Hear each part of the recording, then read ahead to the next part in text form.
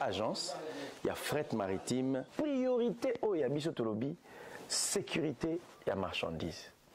Papa eloko nyonso ezali awa boya balingi oboy.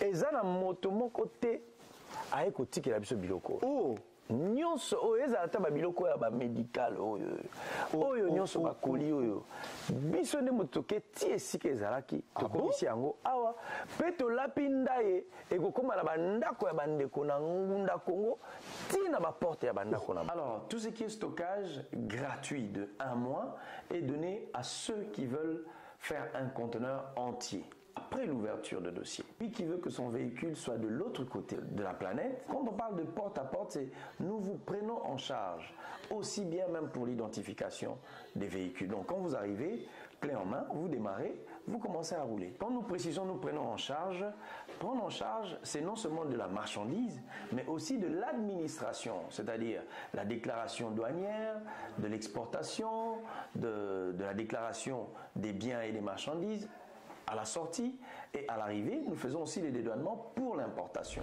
Hi, this is Dina, live from California.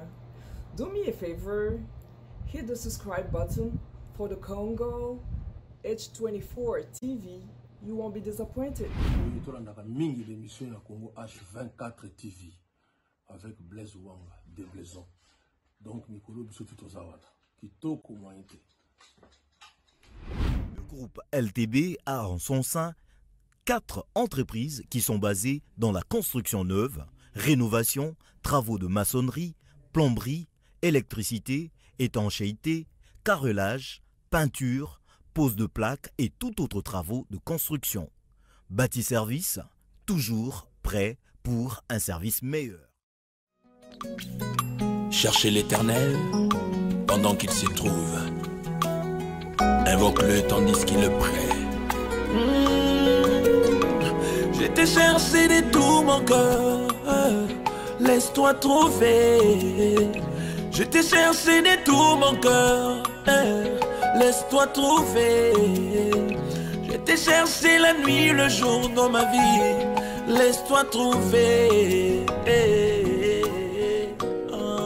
Voilà, bonsoir, bonjour, ça dépend de l'heure à laquelle vous captez depuis vos postes. Bienvenue dans cette émission Rendez-vous des Stars, votre émission Made in Belgium. Évidemment, les numéros précédents étaient au Congo, en RD Congo, en Afrique, à Kinshasa précisément dans la base natale, notre base natale. Et là, par la magie de la magie financière, et voilà, nous on se retrouve présentement en Belgique et pour vous donner ces numéros spéciaux avec un artiste, un grand artiste de notre pays, de l'Afrique, un ambassadeur culturel à sa manière. Nous allons devoir ensemble avec lui vous donner le menu du jour. Je reçois pour vous. Né le 30 juin 1982, Fiston Mafinga Saïsaï est un artiste humoriste, acteur, comédien, cinéaste et producteur congolais. Il est le fils de M. Mafinga Jean décédé et de Madame Kassanda Anastasie encore en vie. Saïsaï est le cadet d'une fratrie de 4 enfants. L'artiste a fait ses études primaires jusqu'en 2e secondaire, actuellement appelé 8e, au collège Saint-Georges de sa commune natale de Kintambo. Fiston Mafinga a obtenu son diplôme d'État à l'ITP Batela, toujours dans cette même municipalité. Il entame sa carrière dans le groupe amateur dénommé Loningisa en 1992. Dans ce groupe, il va travailler avec Mpakaloui, V12. Avec les mêmes, ils vont intégrer le groupe Bagaza de la paroisse catholique Saint-Georges de Kintambo. Cette fois-là, ils seront rejoints par Ginola. En 1997, il adhère au sein du groupe Kadiombo et là, il fera 3 ans pour quitter en l'an 2000 pour créer le groupe Saïsaï qui est aujourd'hui transformé en une maison de production. Avec Kadiombo, il a participé à plusieurs pièces et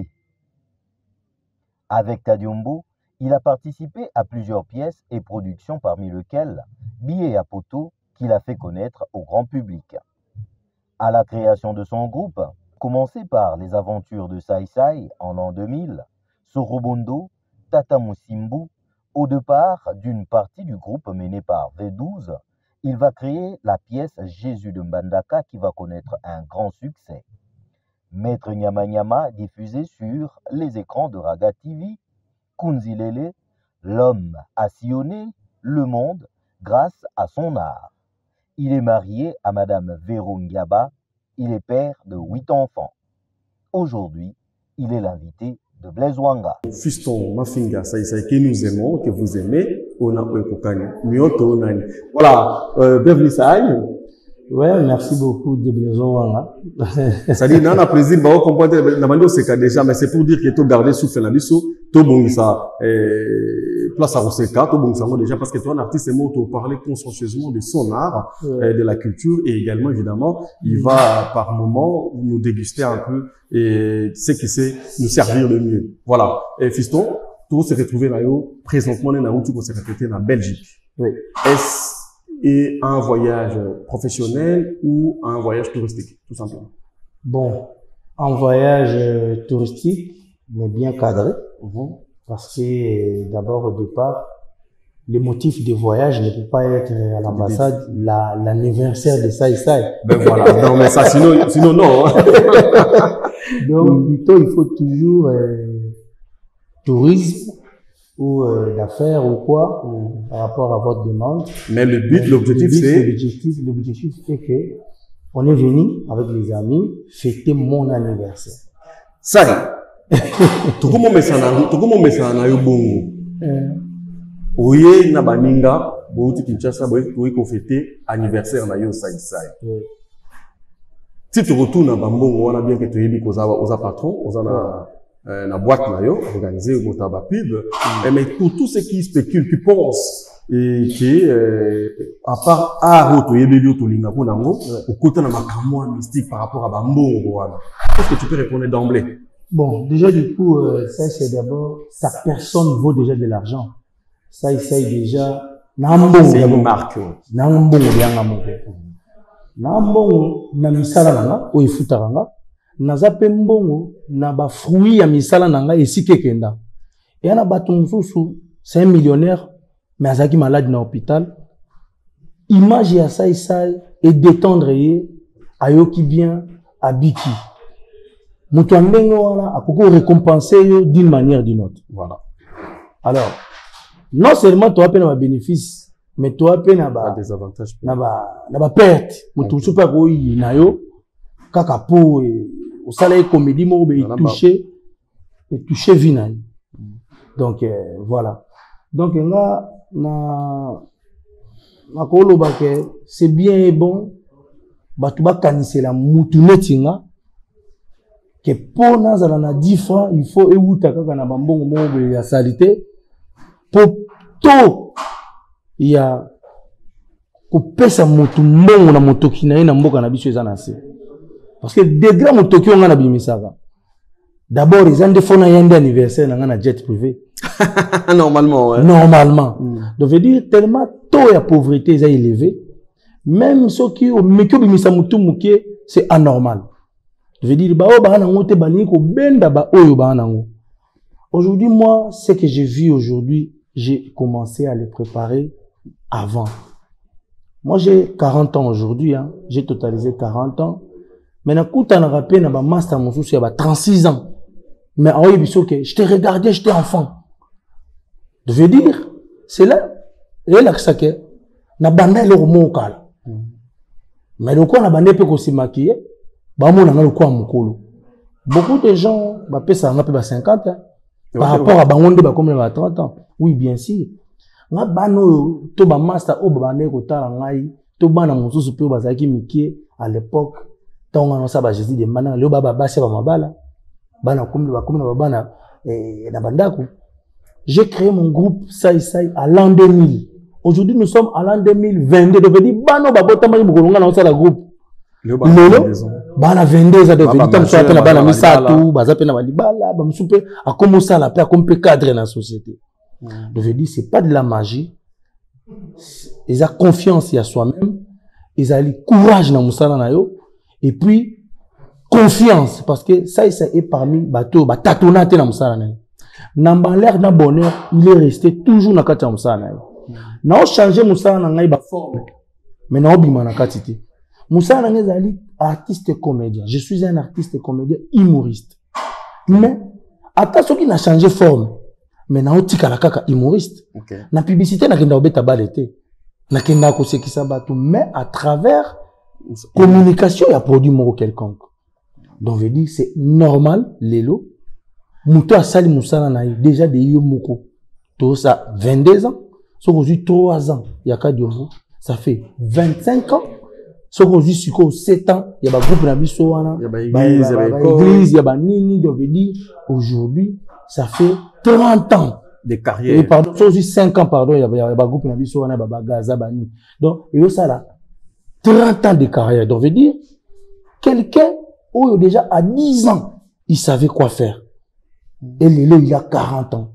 Et ce qu'il a commencé à faire là, on en a 10 ans, il Lelo, il a continué au salle. N'est pas retrouver magie na kat. Des blaisons, moi j'ai un parcours rose. Tu es parmi Bato Bayamba, coup de fil pour na bonheur à ça et ça. Je me rappelle à l'époque, na une émission na yo, na Vandi, na oseki sabato. Bato Bariye, na fait une émission. Maman Françoise Vita Bengi. Yes, ici. Après, singa imbala moko rendez-vous. Na yebwe, ba pesinga espace na raga à l'époque. Na remplacé groupe Salon.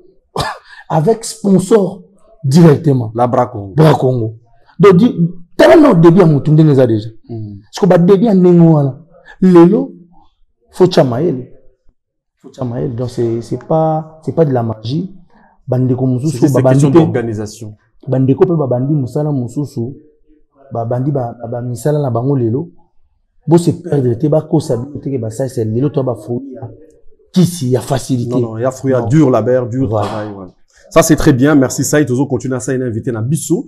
Oh, il y a Sexara Bissou, tout ça, na Ekala. Évidemment, na eu ba question belé, il y a bandé mon Bissou à la photo, mais avant tout, comme on a tout pensé rapidement, na club Wangler, où ils en a entré Montfléry, et place Bazali, donc, rendez-vous à Kitoko, pour l'Axabino. Qu'est-ce qui se passe là-bas? Merci, na management, il y a Joey ainsi que Rachel, et pour ce grand club, Wangler. Donc, vous allez restaurant, lounge bar, et Wangler, des fois, Togo Bourgeois. D'ailleurs, après, revenons à l'artiste, qui est notre invité, qui est votre invité, et ça, il tout quitte na Yulisus. C'est-à-dire, richesse ou nous se propose à Bissau, ou ça la rana Bissau. Mais n'a tout na yo, bah, quelque chose est belé.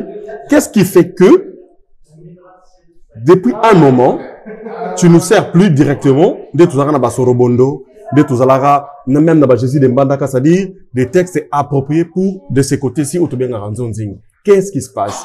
Pourquoi cette coupure? Bon, en fait, lelo biso ba congolais, tout ça na moi défaut moro, to lingara maman ateka nguba na coin. Atika la maman ya nguba wana ka na coin na sakombi moko eloko changer te. So kaka longolo nguba poso. Ache mungo, abakisi yango chassé, akomoteka yango na supermarché. Ah, manto na bebi singu bana ye. Abebisi boro. Abebisi boro. Papier mais abebisi boro. Non, moi, il est d'abord. Nga vi na nga soki nazara moi ndambo nazozala.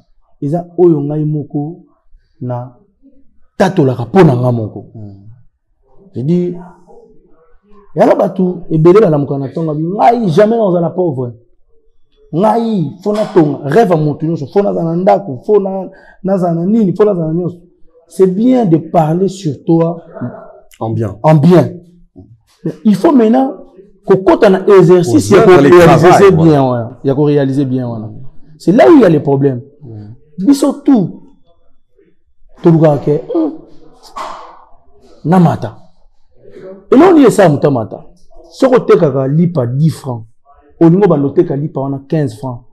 Faut que na eloko moko o bakisa na lipa wana pour justifier augmentation à prix wana. Ah mais ya lipa to bana somba 10 francs ndeni comme 15 francs. Au moins teke na boke longo ba e comme na miel na kati. Ba miel mo mbwengi. E comme na moi to benga ngoni miel mbwengi elo mo ndengo wana. Moi ba ingrédients. Voilà. Ils ont justifié augmentation à prix. C'est ça que moi j'ai fait. Je voulais me vendre cher, mais je ne pouvais pas rester dans le même style pour me vendre cher. Il fallait quand même changer et Et aujourd'hui, pour changer théâtre, on a des difficultés parce qu'il faut comme un cinéma. cinéma et l'autre côté où tu sors tous les jours comme les tu sors à Banjunzi. Et du coup, c'est quelque chose qui peut te prendre 5 ans, 6 ans, 7 ans, rien que pour un film. Et moi, aujourd'hui, je l'ai dit, tant on a bandé ça batouké, là, ça, c'est un ticket théâtre, on a commencé à filmer. Pour moi, je croyais que, entre les théâtres qu'on faisait là, qu'on présentait, où il y a cinéma aussi, mais mal conçu ou mal présenté, ce qui a bougé dans mon de comme cinéma. On a cinéma et on a talama kambebele. Le nom mon abandé on a ngapi ba mususu ba ça la même chose. Ba obenga ngope cinéma. Mais pour toi c'est pas mais tant on a la vente dans ce qu'on a tala ba détail parce que tant on a un budget à cinéma makambo ba ebisanga pona ko réaliser cinéma parce qu'on a comment autant les mon tu peux na théâtre à Caleb a commis cinéma mais et là on nini yanga ba comme tchela nga chef bon na comment comprendre que Caleb na si pièce on a joué mobile ya dinana mais natal na mire na monde ba photo kolonda je dis et bomi na mon couple là on a cinéma même photo dans la mire il faut beaucoup yango donc les détails donc il y a les détails à 100%. Je dis soso aleka ki kuna na musika atachoka aleka ki de yemoko comment il faut battre que soso aleka ki kuna parce que ça fait partie de la beauté ya film.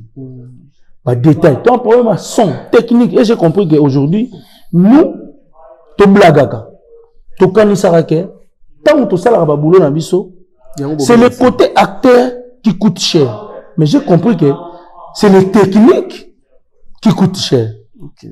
Donc bah technicien bah nani les techniques nationales bien pour na moni neti balloon quand am tout. Non bah c'est la technique qui compte. Les techniques ça dit plusieurs techniques voilà. Technique de son, bah nini donc yango les autres côtés. Donc et après na malembe na ba soutien tout ça. Et puis il faut pas oublier ça c'est aujourd'hui en dehors il y a quoi présenter bino ba film na j'appelle sous DG la société mon où ils a FSI Prod. OK. Où ils ça la production, la publicité, ba nini na mon pe na humoriste na joua kana ba salle. Tu es aussi payé par cette maison là. Oui.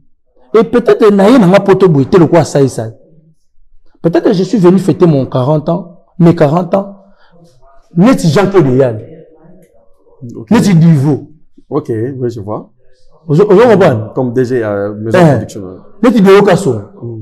Mais bah tu n'auras pas une comédie. Sur Deokaso on t'a fêté par exemple 50 années na photo. Banga tu vends normal. So pezali trésor mavungo dimba banga mamo normal. Voilà, mais le gars on est biso so ba chef d'entreprise. Mais où est-ce comédie? Donc bah plus na aspect il y a acteur. Ni comédien on a que c'est que ça clarté. Donc par rapport au bandolo baana ngai na matisi moi niveau na ngai ya musala na matisi pe ba service na pour la présenter les bango biloko bien. Et puis il faudrait pas tout bossa na ke biloko pe botinda biso to sala wana o to sala les leçons rotali par rapport à l'évolution des mondes des évoluer il y a un peut-être sous bato bana besoin parce qu'on doit aussi pousser on doit aussi propulser musa na biso et qu'il ne moins les besoins. Ça c'est très bien, ça il faut continuer. Yosa motope sa resengo. Boza bato yo ndo lo tu peux exemple avoir so ko sala ilo ko ko même parce que le théâtre est traitant aussi. Hein? C'est-à-dire donner les sourires, donner les bonheurs, la gaieté aux gens, ça contribue à la santé et puis peut-être on a ba rétablissement pour ceux qui en ont besoin. Ouais. Mais voilà. Mais qu'est-ce qui fait qu'aujourd'hui image au tebe bino ya malamu ya ko seka ya bolingo et comment ça là et comment soit couleur moko ya molili couleur ya ba querelle et tout entre autres je ne mangerai pas les mots parce que tu as la télé tu as buté na temps qu'est-ce qui se passe yo artiste mususu boza ba discipline différente yo za na comédie il y a na chant c'est le où qu'est-ce qui se passe et ça c'est ton frère de toutes les façons et bref nana muta osekisa mais au-delà de osekisa tout ça maintenant c'est pas parce que je suis un comédien au bien en Ukraine il y a un président qui comédien aujourd'hui il fait la guerre il fait la guerre pourquoi parce que ben ba koti na mabele na à un moment il faut pas tout juger ba discipline na biso ba fonction na biso quand il y a la guerre il faut bundana au batela et patrimoine na yo batela territoire na yo na patrimoine na par exemple exactement mususu respect nanga, responsabilité nangai, o nazanango, je ne peux pas accepter Moutoumoro en dehors ya kozala comédien, j'ai aussi image moko ya robati là quand même. Il y a koki ko leka na télévision. Pour le makambo oyo eza dignité. Peut-être pour la foyer nanga. Les lots soki oza elo ça na les présenter. Luka quand même ba positif. Il y a le passé, obetela ngo ba tous les lots. Les gens vont trouver mal que père Moboy. Ayoki nzembo moka. Ah! Tu sais à l'époque nzembo na bana travailler na Sozabenz. Babana futanga 18 000 francs belges. Moutali nga mbongo na Marie-Louise Nanjili. Mais exemple ni obetani. Pourquoi on obetela tous les passés mo négatif?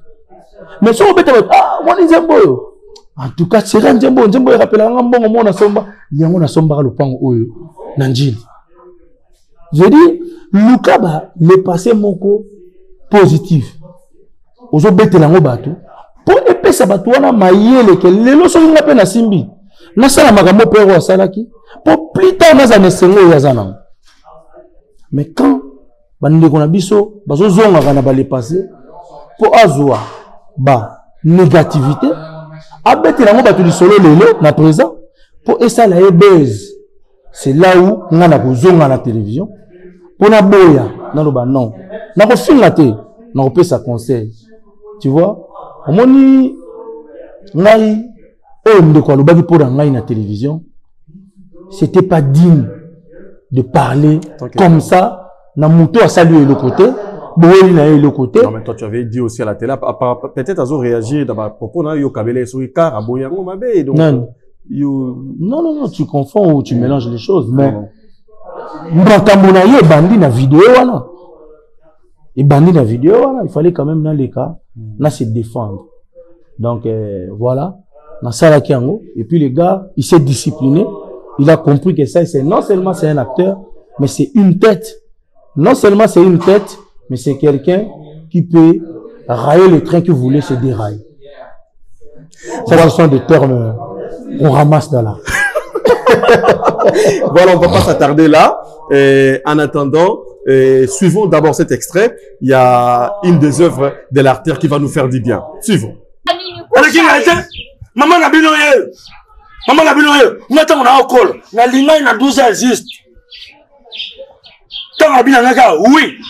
To lingani na 12 heures juste. Après 15 minutes na beta net na bono. Na bonde la mwasi. Mais fisto, merci d'abord. Et puis maman nyonso maman no amona. Ayebi. Si on est ça on m'a Thérèse Dembote. Namuna ye kanti Thérèse Dembo wa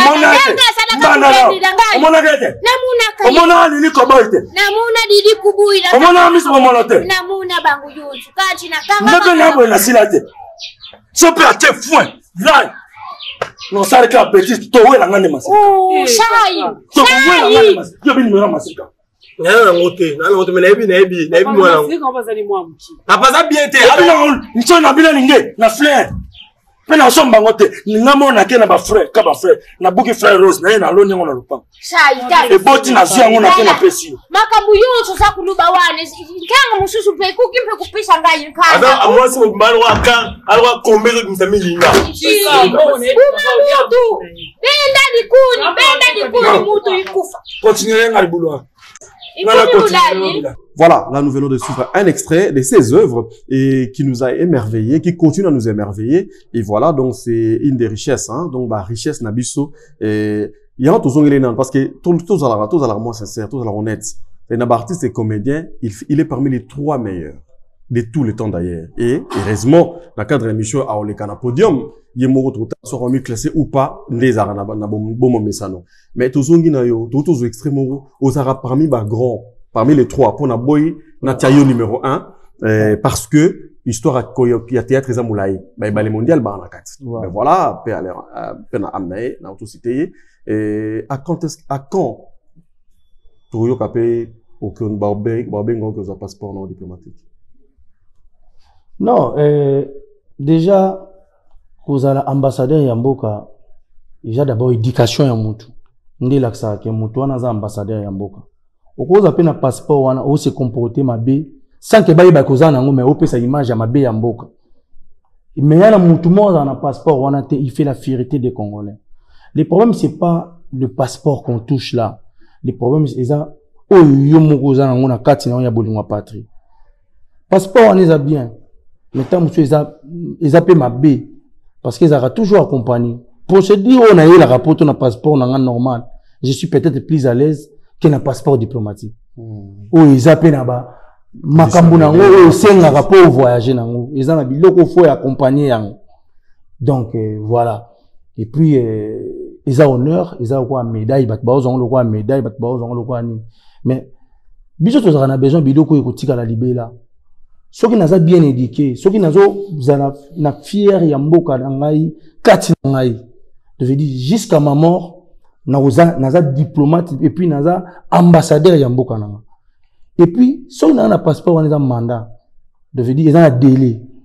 Donc, ils ont pas renouvelable, que on pose à la ranango, bandozong sango kaka. Je veux dire, il y a un bateau bazaka nango, banango le sous-souté. Moi, j'ai, nazana, ajo nazana nango. Na komi aux à la précédé, pour na ape mukolo makasité, na ape moi na muke makasité. Non, mais 40 ans, 40 balais. Oui, yango nabi. Aujourd'hui, Kofi Olomide, il a ça, na ba 60 quelques. Ba Gims ba na ngona ba 30 quelques ba Daju ba na ngona ba 30 quelques je veux dire il y a ba ko zongo jeune to ko zongo vieux je veux dire so to rater ko zongo ba jeune to continuer ko ça la bien to bosser ka ko ça la bien donc voilà c'est rebonde voilà. Et puis voilà.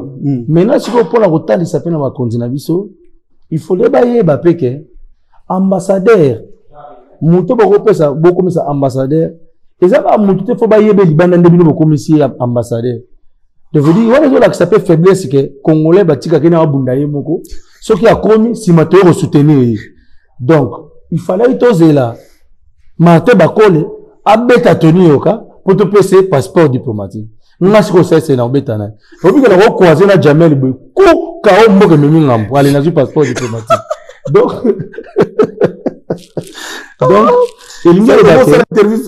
facilement non elingi lobake mboka pe eza na bato bombe o baza ba valeur ya mboka wana sauf que baza propulsé te mboka pe ko tcha bato wana à la lumière à la portée du monde pour que baye bake mutu wana pe azali ba luka pe ba découvrir eza na ba États-Unis pe za la rati tu as les talents mais bato ba concentrer sur yo ba salo fort et puis makasi na yo et zala ezongi ça va retomber pour na mboka.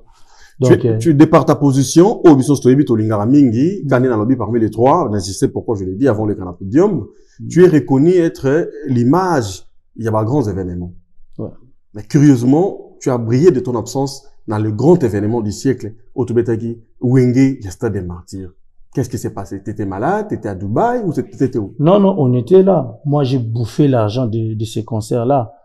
Vraiment encore un grand merci à Amadou Djabi qui a organisé, on est bien, a organisé ma kamnae, vraiment concert qui à la hauteur, j'étais dans un stade, dans le bas, t'es le coup là, et Moutoumou Alanda qui a la TV, tout, Moutoumou Babete li solo, tout ça là qui wana, mais sauf qu'à un moment il y avait changement à programme. Sur place? Sur place, changement à programme. On devait prester un sobe et on avait aussi touché notre argent. Avant même de la prestation, toujours d'abord quelque chose pour la communication. Communiquer à notre façon. Voilà la raison pour laquelle on a la vidéo, tout ça, la vidéo, on a stade, tout. Et il fallait aussi prester le jour là, avant, Babilo, Kouana et les cas.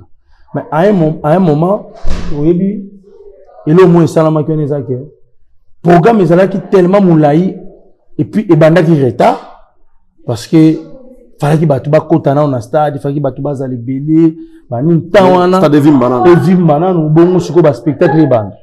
Alors ce que tant ou ba bandi siko ba fongoli makambo banda. Wenge comme il a retard, et ça batu mususu par koluka positionnement moko ya bien na katia stade, ayaki déjà 11h. Mais Thibaut Banda ba 18h wana batu mususu azaki déjà fatigué. Alors il fallait qu'il ba kata wenge banda malamoko. Alors on n'avait pas le choix. Même là, le jour là, j'étais pas curieux à comment on a joué, mais j'étais là pour qu'on a comment on a dans l'ensemble. Dans l'ensemble. Et c'était bien. Il y a des constats, peut-être, surtout ça, sous analyse, moi, qui est autre chose. Oui, analyse, évidemment, c'est normal, parce que yo zappé moto, on a wenge et kobeta. Évidemment, wenge beta qui, c'est pelé. Mais il y a trop de critiques à gauche et à droite par rapport à l'organisation. Yo, en tant qu'artiste. Ouais. Et dans la bâtiment de deuxième casquette, en tant que fanatique. Ouais. Quelle est ta propre lecture? Au moni, moi, c'est un mobile, il y a longtemps. So bazongani bolingoni zaka sucre koleka même sukali ezaki liboso parce que beaucoup mo leka skona ba correction mobali yo linga corriger bato nyonso mo so na zoaki pendant que bakabona ki moi si pas zo linga corriger ba sinyo so mobali na zoaki alaxe moni peso kende ko telengani me yo ete tozongani ezaki lengi makasi biloko wana au moins ma rambe lambisa ko fufuna mo alors jour c'était les bolingwawe rana jibé ils ont eu makas et puis na kotala bango oui bien sûr bango nyonso bazaki na wenge mais kopo wana e futi we rana jibé tellement makasi que tango zo simba bango bao bina bao sepela non seulement na ne ba réussir mais ba défendre mbongo baliaki parce que et kokali pe ko sala ba peke wenge pe beti boy ba le ba mbongo batu mais isimbi na ngoti moni ngande na zarabu so mutu mo apesa nga par exemple $5,000 ni na salile musala so na ke remettre musala na moni ba beti maboko na chaka pena oui mbongo pena sko ekomi yanga donc jibe na wera ba no sepela ke mbongo bazwaki ekomaki ya bango jour wana non seulement ekomaki ya bango et puis dignité na bango bachaki dignité na bango respect na bango carrière na bango jour wana en jeu et simbaki maintenant si ko to comme un problème na mona sko batu bando ba oh wera zaki na papier na maboko Yamabanga, il paraît. Yamabanga. J'y vais pas na papier dans ma boucle. Ah, c'est vrai qu'il y avait l'existence de papier. Oui, j'y vais pas na papier. Mais ce que papier, j'y vais zaki humain. Humain, c'est-à-dire? C'est gain.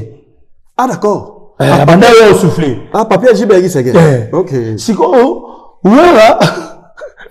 Azaki na des avantages na podium. Parce que ce que tali wana nene wenge betaki. Mutu oyo, azalaki na ba musicien na podium.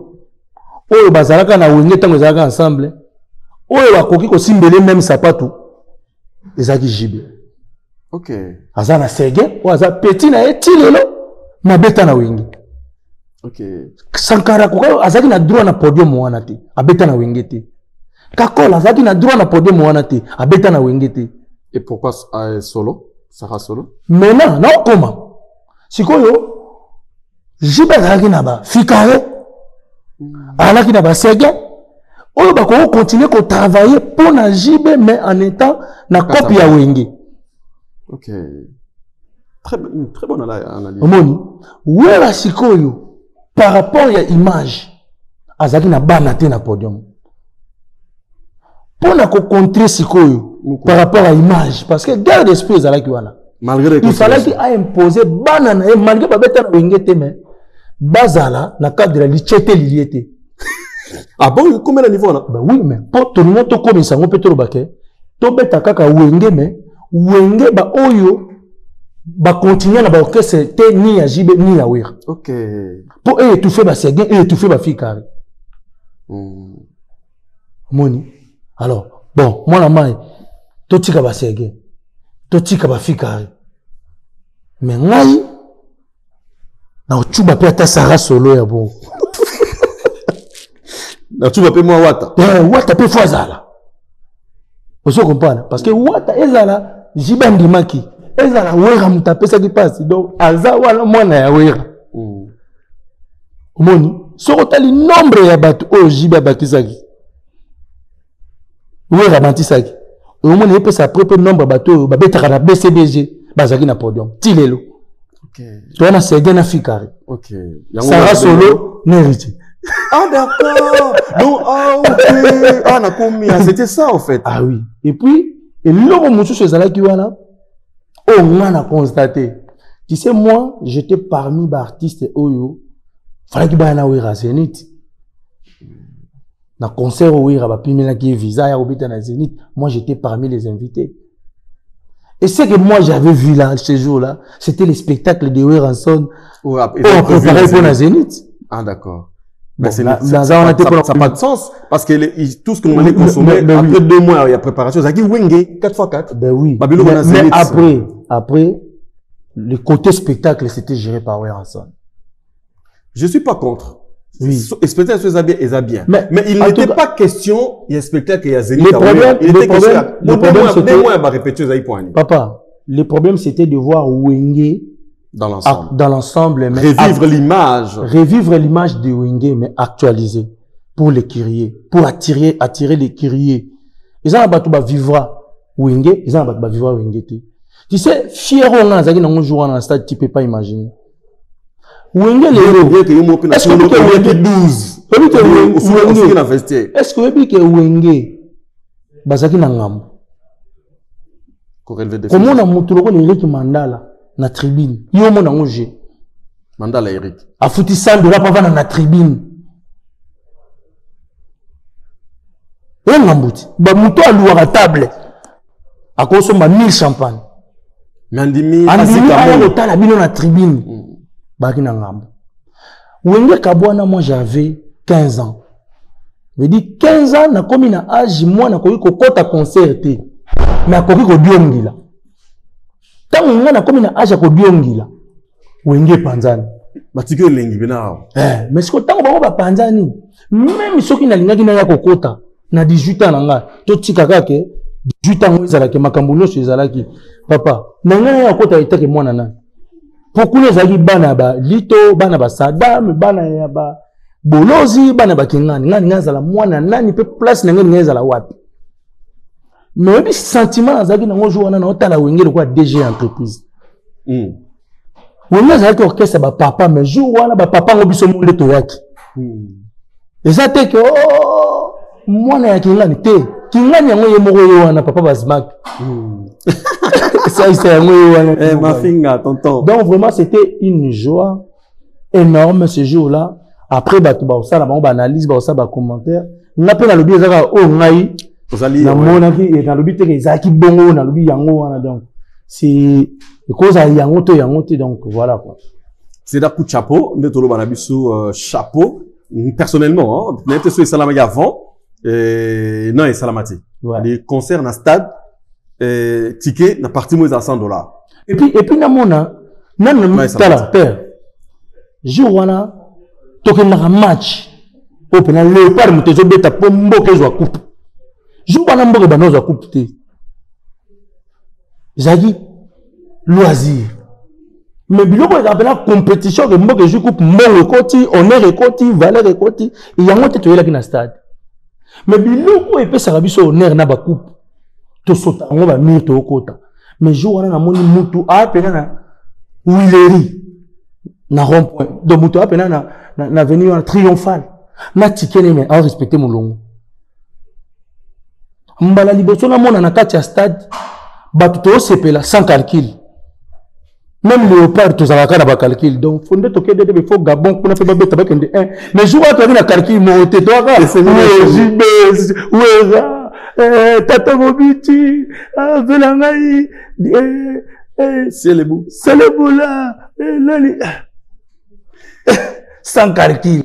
Voilà, donc il y a toujours rappelé Bisso, et ça exceptionnel. Et puis après, toujours on a une image bourgeois, extrait les réels ML en bois que la Bisso. Après c'est là, l'invité, malgré la critique Nabino à de gauche à droite, qu'est-ce qu'on a concert il y a 300 balles dans Grand Hôtel, $300. Bandeko. C'est-à-dire redémarrer plein monde. C'est-à-dire fanatisme et ça n'a mais tout ça rappelle moi logique. C'est-à-dire nous les stade et on a la tribune autour de la tribune 100 balles. Et à balle Rachel la gérante Rachel Joy la patronne toujours.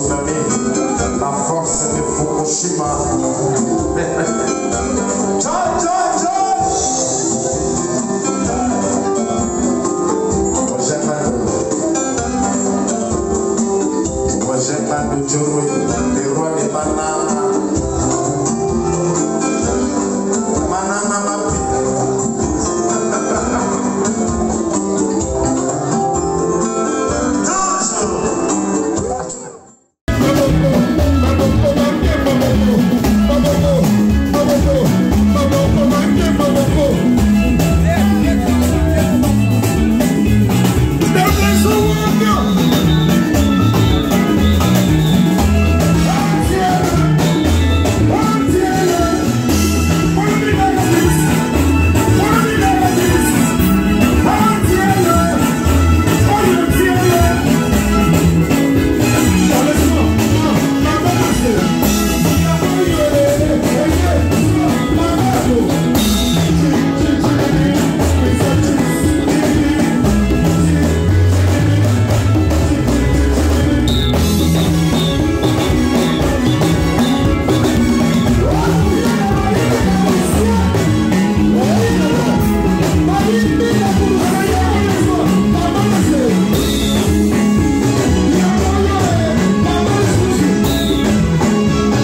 Il y a pas les pour pas les 5 ça surtout mais nous les t'es tous à la moi gentil tous à la moi gentil tous à la moi gentil c'est pas ça va donner donner tous à la moi gentil voilà tous une artiste et ça évidemment tous lecture na yo et c'est le biso pe bien ils en a bato ba sepeli et on a Brice Tanguy Lulendo place aller à sepeli lycée Mukengedi il y a des gars so ma solo tu wenge toi ba wenge man bref ça dit Mukengedi lycée place aller bambota trop ça dit le colonel le plus fashion colonel Guillaume qui te replace sur Ali, ça est toujours une yo et tu parler yo, tu vois toujours une lecture à une des prestations yo, ça dit tout bien pour tout le monde mais raté pour toi parce qu'il fallait toujours la payer yo au sala tu dis au bobong ça qui yo na kona li passe na yo et sobe pour na ki wenge wana siko le quoi toujours on a stabilité tu peux nous dire na kisai na ki wenge c'est comme on c'est la biso auto rataki na kisai. Qu'est-ce que tu avais prévu de raconter par rapport à cette réconciliation, par rapport à Nengeba Kabwanela et puis Nengeba Zonga? Il y a un spectacle, il y a live Nengwana. Na préparera il loko, elle n'a pas la place wana.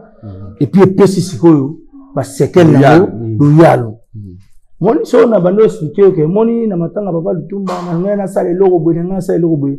Au peu de mais sauf au monde de ce qu'on est ça oui c'était vraiment du spectacle donc badwa bangate ba spectacle ga oya ba osepela to bombeli bangwa ça va tout bon le moment toujours kenda évidemment aux en a séjour anniversaire encore une fois au nom de l'émission le temps qu'on nous emballe les cadeaux bon anniversaire hein Nayo pour tes 40 ans d'âge. Merci. Et puis plus de 30 ans de carrière. Et puis 30 ans de carrière. 30 ans. Oui, 30 ans de carrière. Et puis 40 ans c'est l'âge de l'arrivée à la terre promise. Alors vraiment donc je demande encore beaucoup de grâce, beaucoup de bénédictions, beaucoup de force à mon Dieu. Vraiment la tamboli mingi na 40 ans il y a tout bana Israël nyoso basala ki na sali yango na 40 ans na boti nzela na sali makambo nyoso donc dit tout baoya kotika la batikali baoya koleka toleki na bango ba mutusu bawangani nzambe abeti bango biso toleki to continuer na nzambe wana ti tokomi na terre promise donc dit siko na sali la pe ba promesse ya nzambe bango wana donc merci na ba camarade nanga omoni lelo mutumsa oloba mbongo ça c'est l'anniversaire na poto ou invité baninga na yo mais au kansaneti ça c'est invité baninga na poche na yo bato mutu pe ba benga ngai ya omoni pour anniversaire na poto ben singati et pourtant na ben ça na kitambo na anniversaire mobe arrête pas na transport bon so billet siko pour anniversaire on a une avion offelete donc je dis pour on s'est invité na ngai déjà na bi que bato mususu bazaki ba invité na ngai mais ba yete pour bazaki disponible était mais pour les inviter na ngai déjà t'as un billet déjà toi en haute saison écoutez combien faut me foutre l'hôtel beka siko yo faut ça ba shopping donc je dis bato ba yena ngai o ba ba invité na ngai o ba ndimi ko ya na ngai d'abord on senga bango merci pour la disponibilité na bango et puis pour la dépense o bango ba sali kata pour na osala nga plaisir et puis tarakaka ba bato au poto et ça pour na bango priorité té et sa priorité te pour na bango d'ailleurs écoute donc basi ba baye passer ba misala on faut bazonga la kin banine donc na profiter de ce na senga merci wana na kulutu na nga l'arbitre devait na ngai Mike Makema na pesi ba grand merci na pesi merci à mon ami personnel qui s'est impliqué à 100% pour la réalisation au anniversaire na ngai Aboubakar Liondo Nzambi ba Mungu abi donc na pesi ba shalom monsieur Gazali donc na bosanité grand frère nanga qui a accepté aussi kotika ba makamu na yaza nango pour ya to passer na ba vacances au papa Kourou Doli Mafinga donc l'aîné de la famille na pesi ba grand merci aussi à mon frère mon ami Anthony Mouzoui au pratique makamu na kina ye potozala et puis à mon collègue Pakaloui vraiment merci à toi et puis à l'artiste comédien humoriste le patron de tous les artistes comédiens Katangé, Serge Manseba, qui est aussi avec nous. Donc vraiment, merci beaucoup. Merci pour vos temps. Merci pour la confiance. Merci pour la makambutu. Et puis merci pour la ndenge vous respectez Nenezalak. Voilà, tous un artiste, évidemment, quoi atterrir, mais sans pour autant passer dans la rubrique, que ça, la émission, Nabino, rendez-vous des stars. Il est parmi, comme je me répète, les 3 meilleurs de notre pays, dans théâtre, dans la culture, mais par le théâtre. Et Tourolek Saye, suite à son expérience, il a 30 ans de carrière, il en sait quand même quelque chose, pas beaucoup, hein, mais place Bozali, donc, et comme étant, Tourolek Saye na podium, ML, à Robong, c'est la biso Bundeli à podium, Tourolek Saye, tu en as des volets. C'est-à-dire le meilleur de tous les temps et le meilleur du moment. Donc, je pense que c'est rubrique où ça, la rabat tout. Et ben, on a bien, même les couples Chos et Edith, et place Bazali, heureux mariage Nabino, Tobo Sani Pété, de sont partout et dit, ça, vous allez bosser au podium, Tobo Pesa au podium, au Matissa, c'est l'Oyo, par rapport à ton expérience et à ta lecture et ta vision, les 3 meilleurs artistes et comédiens, humoristes mélangés, hein, c'est-à-dire en général, comédiens de tous les temps. C'est-à-dire number 1, number 2, number 3. Donc médaille d'or, d'argent et de bronze. Les 3 meilleurs, et dans la deuxième volet, okay, dans les 3 meilleurs du moment. Place à l'artiste, devant le podium. Ouais, je peux commencer? Ouais, number 1. De tous les temps. De tous les temps. Sai Sai. Numéro 1, Sai Sai, Fiston Mafinga. Number 2. Ah. De tous les temps, pour tous les moment. Numéro 2, le phénomène Ladi Essobe. Number 2, Ladi Essobe. Numéro 3.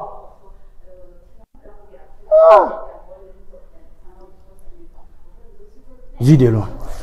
Vie de loin, Ayuna. Numéro 3. Les podiums. Après, il y a des comédiens qui font bien aussi leur boulot. Ça, c'est logique. Tout ça, c'est logique. Mais les podiums. Il y a des gens comme Pakaloui, il y a des Batoubazé Belé, Tonzana Bangwa.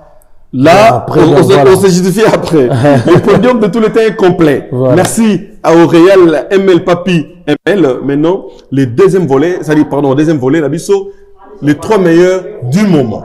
C'est-à-dire, passe au podium. Les 3 meilleurs du moment. Number 1. Sai Sai. Number 1, Sai Sai. Number 2.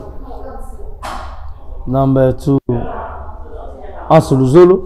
Number 2, Ans Luzolo. Grignotage. Ok, voilà. Number 3. Vie de loin.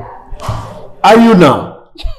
En tout cas, le podium est complet. Tout cas, tu as des podium, voilà. Tout le monde les rubriques, c'est quoi la justification.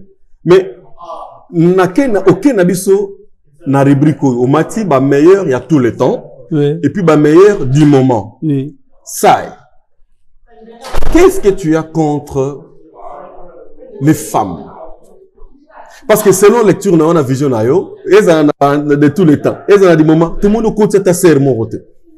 Ben oui, parce que la comédie vraiment. Si les lots, na bateau, na tangi, na serment, côté chapeauta, les corona bang. Si on peut faire une chance, il y a 10. Tout le monde est au coué. Au moni. Si on peut totaler liboso na biso, bah tu peux basaler belé. Oh, tant on a autant de tous les temps. Et ça n'a pas à kalatozalaki. Et ça n'a pas à l'elotozali. Biso même temps d'avion à Dieu sur Bali, n'a pas mettre pas. Tout ça, ça, ça déjà. Ça, c'est pas une époque, voilà. Mais on a fait continuer comme ça.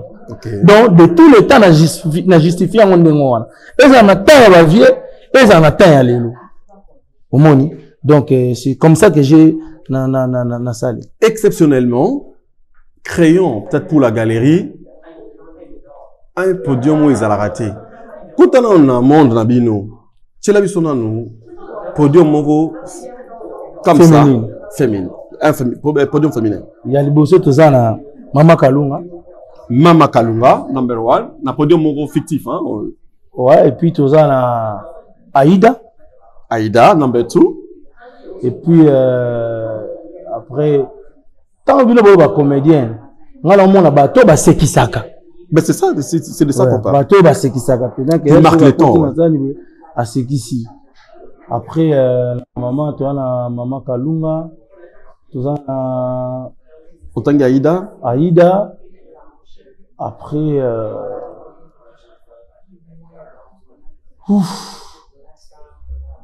Après. Ah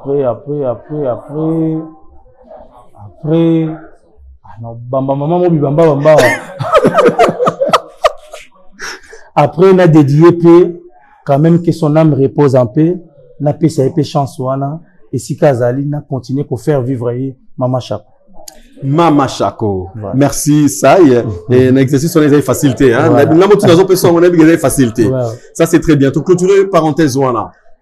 Tozong pour tout le monde, il y a tout Kabouana, évidemment, parce que pour nous, c'est important. Mais Tozongi, tu penses aujourd'hui, dans le monde d'habitude théâtre, tu es mal aimé, tu es combattu, ou carrément, tu comprends. Parce que tout le monde a dit dernièrement, il y a eu tellement de bruit, bah combat, la présidence dans une organisation d'Abino, tu étais combattu par longtemps à commenter pour ne pas faire la pub, elle mourait à Balemba pour ne pas citer les noms, ouais. Mais quand tu t'es sauvé, lecture au salaire, tu te dis que tu es combattu. Moi aujourd'hui, en fait, mode de vie. Parce que vous avez un projet, il y a un mode de vie là, et là qui ça. Et ça, oh, on a l'inga pour la banni. Parce que, même si tu 7 personnes, par exemple, pour fêter anniversaire, tu crois qu'il y a bon pour une raison, il y a communauté na biso. Qui n'a balancé pendant parce que na histoire même, il y a Moussa na biso. Et ça, là, mon qui est un artiste et comédien, vraiment. Ah, et vous fêtez anniversaire na poto. Ah, même 7 personnes. Pour rien que pour fêter son anniversaire. Voilà. Donc, je veux dire, tout au pays a bien, au pays, il y a des possibilités, il y a des moyens, il y a des moyens, au monde. Mais, oui. Donc, ils ont fierté, mon robot. Tu vois, il y a des comme président et association d'artistes et comédiens, pour nous, parce que c'est vide. Ok. Il n'y a même pas de dactylo. Oh. Bobo où est la signé? Le kumukaka ngana bane ko wela tena lingaki na ya ko bongisa. Comme na mboka na biso batu ba préféraka toza na souffrance. Keza la mutu wana wa ko porter biso bonheur mais bonheur wana biso to bénéficier na bonheur yé ko fula yeka ya zalaki président na biso. Moni. Donc zanrelo mo boye batu ba lobi parce que fallait qu'il va justifier que boya na place wana ko lobake. To linga qui était mais to tché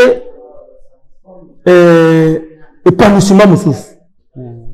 T'as la ça y est mais t'as les sikatokomi. To boyer projet na e parce que projet la biso siko. On monite le banda baboya ngai. Baboya nga pour remplacer le côté. Parce que tu les ozaramunoko. Tu les pour remplacer le côté. Oh mais alors et bon, je m'assume on va continuer. Tu continuer à 100 bureaux, tu continuer à 100 dactylos. Ah, tu comprends? Ah, bon, fait de Brenda, on a organisé 100 dactylos. Mais tu as une vis-à-vis. N'intérêt pas mieux. Quel bureau ça? N'intérêt c'est tellement mieux. Bureau est où là? T'es sur le câble. Ah, yo, ça m'a pas mal, tu vas dans donc, yango wana. Les gens vont continuer comme ça là. Je sentais qu'il y a une vitesse de croisière élevée. Alors, n'a pas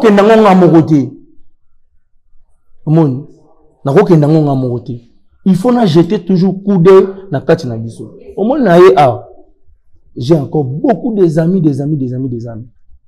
Maintenant, on a pensé à la carrière. J'ai pensé directement à Pakalo. Ok. Qu'il faut ça. Je veux dire, moi, je pense toujours na bonheur, il y a un artiste comédien, il y a un artiste humoriste. Voilà la raison pour laquelle tous mes projets ont la même il y a un salé là. Mais du fait que bah la possibilité on a terre au salé là on de bango moko parce que c'est là on a bangoté. Bah ça on a forcing. Il manque la vision en fait. Bah forcé ouais. Voilà. Et Simba. Ça, c'est très bien, merci, Saï, pour ta disponibilité. Mais avant tout, tout Kabouana, tout ce vivre pas qu'il y a Wenge. C'est-à-dire réconciliation. Parce que aujourd'hui, je fais depuis Paris, et il y a vraiment Gosso aussi, sans oublier les fils et Foumounsi, parce que vous allez en tout cas, et Bambo, t'as trop merci Foumounsi fils, et Tozo Kenanabso, et ainsi que Franck, t'appelles Franck. Beau frère, il va rabisser le moi qui toko. Nazongi na époque à Sorobondo, marambo belé belé. Nazomo na V12, Nazomo na Sai, Nazomo na Pakalo avec qui tu es, Nazomo na Ginola. Et s'il faut peut-être citer Pacifique aussi. On sait pas qu'est-ce qu'elle est devenue. Est-ce que Bobimisa Sai Diaby Mogote ton fiston Amadou Moko abete la biso pena nongi réconciliation mais ce y a époque wana. Est-ce possible? Bon, on a la réconciliation au Simbaka. Oyo dislocation. Dislocation nango ezaki sanglante ou grave. Voilà, sanglante.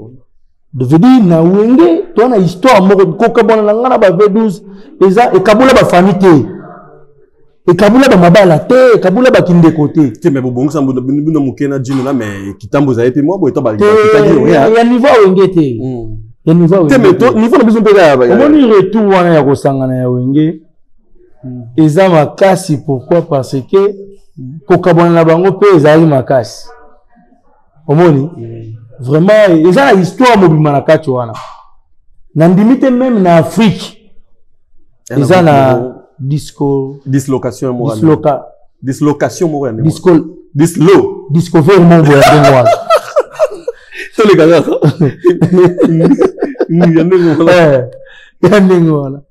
donc ngelo bagé il faudrait pas bichonner surtout zalaka to kopiaka et loko même mouvement na ngona ya yo eza ndenge moko te kolinga to koma lokola sai soki chemin na bino eza ndenge moko te kokanisa peut-être likambo nyonso ekomeli sai ekomela tout le monde omoni donc dans ce sens là mais biso ekozala te ke fo Amadou Diaby biso ekozala kaka il suffit tosepela kosala eloko moko tobi bon Pacifique mais biloko bongo na préféré yango te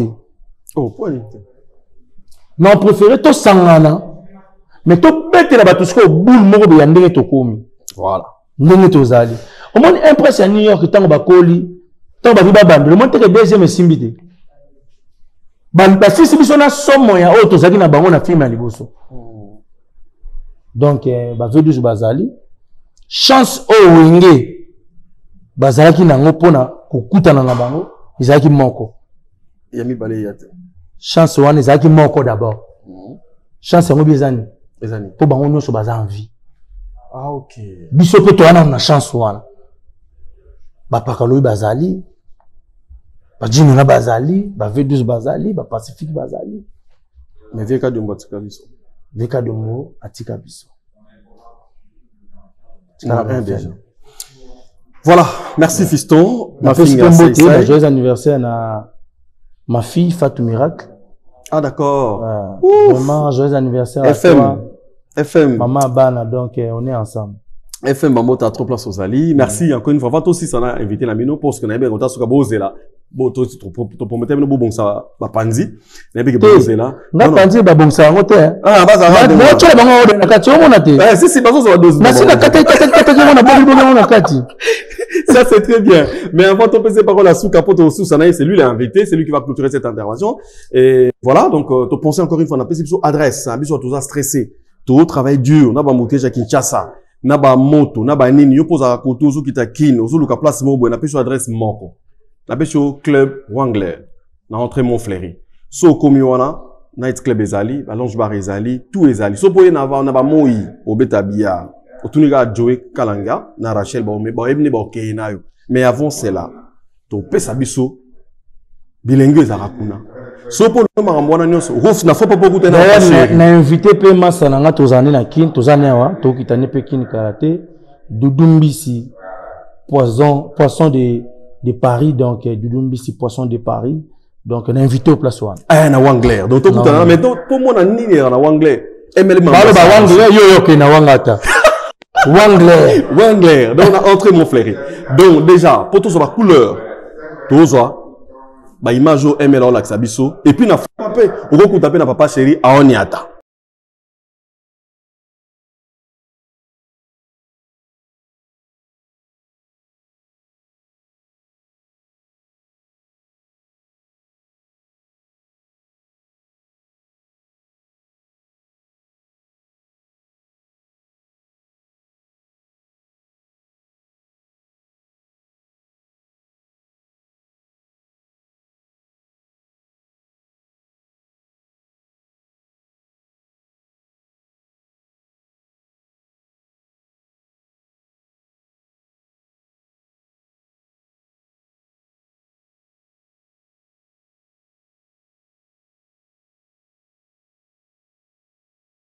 Voilà, là nous venons de vivre les couleurs de notre club, Night Club Wangler. Donc pour nos divertissements, nos détentes, en tout cas nos temps de jouissance, une telle adresse, une telle référence, le club Wangler. Merci au management de Joey Kalanga ainsi que de Rachel. Je dis ça à la robe na pembe quoi. Yemora tachango na ceinture noire. Bon voilà, tous ça va couler. Donc également tu penser dans ma partenaire et mission na biso, Fondation Willy Moucheni Willy. Donc puis arrivé à 4.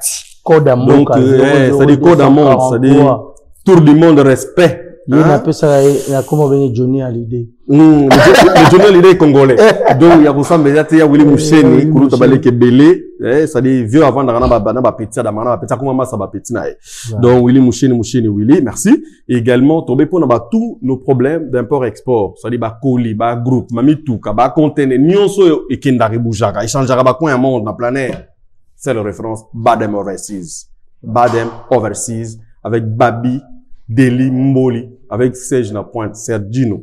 Donc, voilà, référence dans notre mais pour nos problèmes de construction, tous nos problèmes de construction, une seule référence, Bâti Service, avec Brice Tanguy Loulen. Donc, Yarosamba Ezati.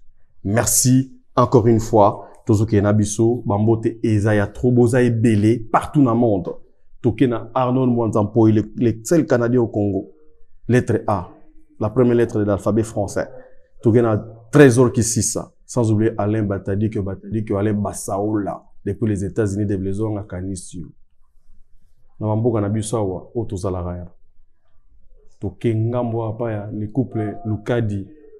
Mike, Inès Lukadi, na Dublin, et pas Bako Mangala. Gervais Katen de mon ami. Bambota trop place Bozali. On ne saura pas tous vous citer, c'est une émission, ce n'est qu'une émission.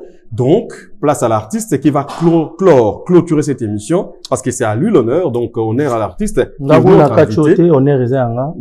Laissez-moi te couper, récupérer directement mon honneur. Donc, on a passé mon teneur, Willy Moucheni Kodamboka, à mon ami personnel, Aboubakar Liondo, Zambi Bamongwabi, à mon vieux Mike Makema, sans oublier boss Eric Mandala, boss Ted Tendai Maboko Bank, y a Papi Kijemba, a PC Bambota trop, donc Batuto, Bazuli Bakola dans la mission, Stomi Akafulek, Serge Mboki là, le président de tous les Banababola, Espace Djonga Dioyo, PC Bambota trop ici Kazali, na bossa nte bandeko na ngai à Dijon, Fistonza là, Bakisele Tata Lopango. Alibola, Bakisele lisusu Tata Lopango, na bosanité, Guilain Vout de Dijon, Mokondia ba conteneur, à Bongo, Pati Lukusa, la baie d'Achou de Dijon, un coup KO, Motombongo, Moninga na ote. Vraiment, Maman Rita Moucheni na Dijon, na PC ba mbota trop, na PC mbote na batu tout oyo, baluka bonheur pour na biso basaisa oyo. Vraiment, Nzambia, Pambola Bino, Bato Bo, Sepela na Bozu na biso. To jupe ya malongate, mais toi nde bato visibilité makasi. Tozaka soza na mwali pa, oke oliango na balaba. O bato ya soba yeba ke yo olia kilipa. Noli pango peza na berte na kati boko boma biso pamba. Oko kota na poche bimbango pe, eloko malonge ya ti. Mais molimo eteke. Donc, bosika malamu, toza bien na bino. Mafinga fisto komona ngaka la poto me yeli banzela na jute pour la koma tikanga na kimia na sina komi na jozonga. Merci Emel, merci en tout cas à tout le monde et merci bandeko tout bota la biso to bosanité Nico Kasongo Nico il y a Lisa vraiment Nico Kasongo na pecho bambota trop mon ami Nico donc vraiment bah grand merci quoi. Merci aussi à notre frère de parcours. Tu sais, Bino Bofer, Bofezara Lelo, parti na famille Nangai. Je salue vraiment Joseph Obo Tekaka. Au pesa Kendaka Koma Mukonzi. Odon Elwanga. Moi, Nzambe. Na bagi si pe aussi merci na Soleil Wanga. Vraiment, wana famille nanga, wana libota nanga, batu nanga ya tongo ya lelo. Obika tongo siko boka lelo nanga karata tiko. Tu es mal la base ni. Oui, donc on tellement qu'à la méthode de magie. Tu as pas dizaine d'années. Voilà. On a réussi un long parcours, donc par la grâce de Dieu. Et puis banda, non. faut tout comme Sanzam.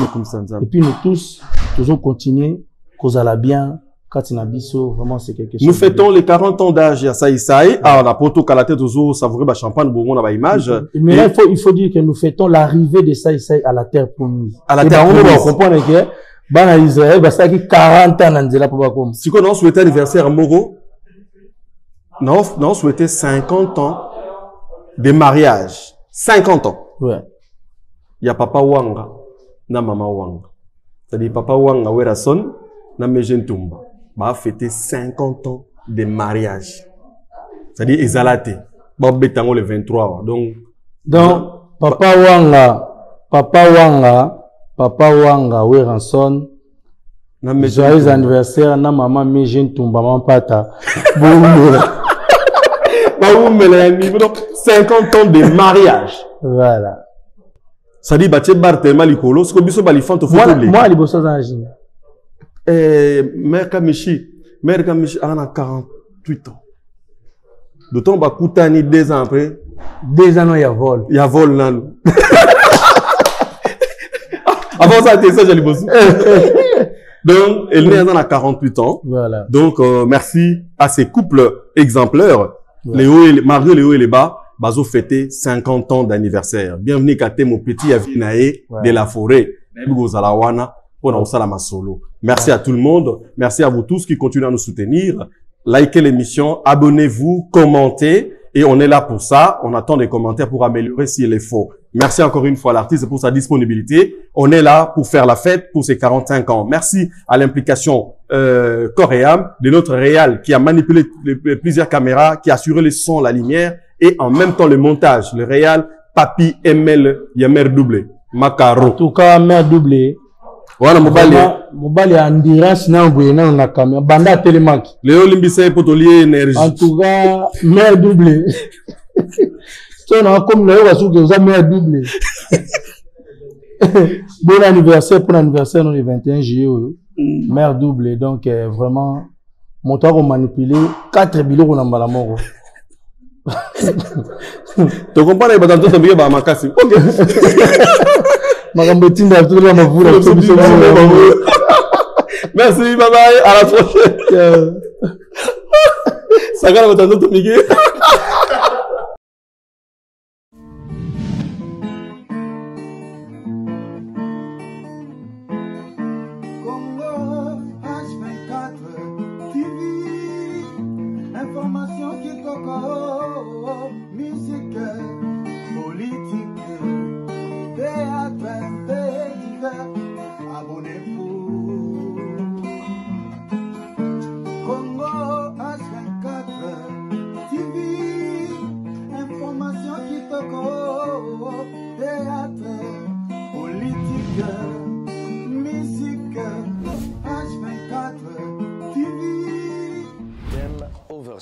Et ça agence, il y a fret maritime, priorité au Yabiso Tolobi, sécurité et marchandises.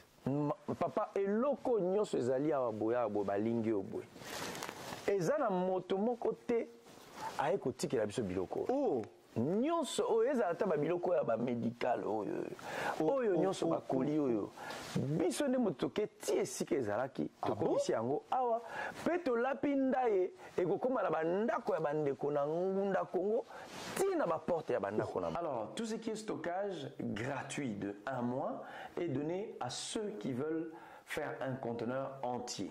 Après l'ouverture de dossier, lui qui veut que son véhicule soit de l'autre côté de la planète, quand on parle de porte à porte, c'est nous vous prenons en charge, aussi bien même pour l'identification des véhicules. Donc quand vous arrivez, clé en main, vous démarrez, vous commencez à rouler. Quand nous précisons nous prenons en charge, prendre en charge, c'est non seulement de la marchandise, mais aussi de l'administration, c'est-à-dire la déclaration douanière, de l'exportation, de la déclaration des biens et des marchandises, à la sortie et à l'arrivée, nous faisons aussi les dédouanements pour l'importation. Hi, this is Dina, live from California. Do me a favor, hit the subscribe button for the Congo H24 TV. You won't be disappointed. Mingi l'émission na Congo H24 TV avec Blaise Wanga, Déblaison.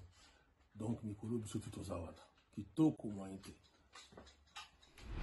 Groupe LTB a en son sein 4 entreprises qui sont basées dans la construction neuve, rénovation, travaux de maçonnerie, plomberie, électricité, étanchéité, carrelage, peinture, pose de plaques et tout autre travaux de construction. Bâti Service, toujours prêt pour un service meilleur. Cherchez l'Éternel pendant qu'il s'y trouve. Invoque-le tandis qu'il le prie. Je t'ai cherché de tout mon cœur, laisse-toi trouver. Je t'ai cherché de tout mon cœur, laisse-toi trouver. Je t'ai cherché la nuit, le jour dans ma vie, laisse-toi trouver.